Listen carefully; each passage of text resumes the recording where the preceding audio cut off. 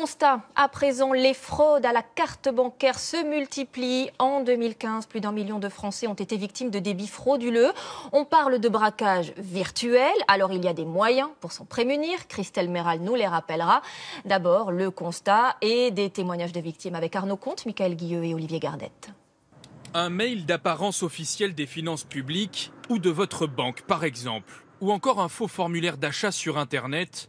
Et vous voilà berné en quelques clics. Cela s'appelle du phishing. Cette arnaque sur Internet, la plus répandue, est devenue un fléau. L'an dernier, plus d'1 million de Français ont ainsi été victimes de piratage bancaire, pour un préjudice total de 416 millions d'euros. Et certains ont même connu cette mésaventure à plusieurs reprises. J'ai été fraudé 3 fois en 1 an. Donc après, la dernière qu'ils ont trouvée, c'était au Brésil. Ça a été fraudé là-bas, je ne sais pas comment, mais... J'ai déjà reçu des emails un peu bizarres, effectivement, avec des liens louches. Ce type de spam, en fait, il arrive de manière régulière, sous différentes formes, quoi. Parfois, c'est juste un lien sur lequel les gens cliquent sans savoir ce qu'il y a dedans. Avec l'augmentation des transactions sur Internet, la fraude a explosé ces 5 dernières années, plus 120%.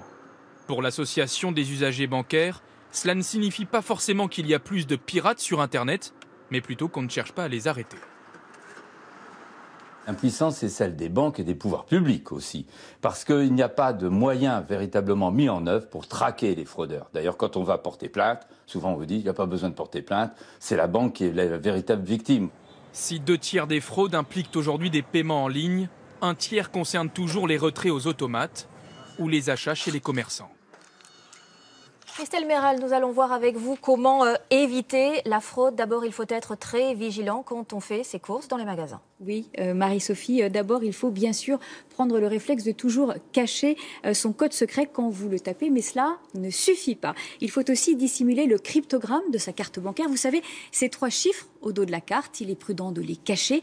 Vous pouvez utiliser une petite pastille, cela évite qu'il ne soit réutilisé ensuite pour un paiement frauduleux. Bon, le danger, bien sûr, est aussi sur Internet. Et là, comment éviter de se faire piéger ? Eh bien, le mieux, Marie-Sophie, c'est d'utiliser des sites sécurisés. Ils sont censés garantir la confidentialité de votre numéro de carte. Ces sites affichent, comme vous le voyez, un petit cadenas.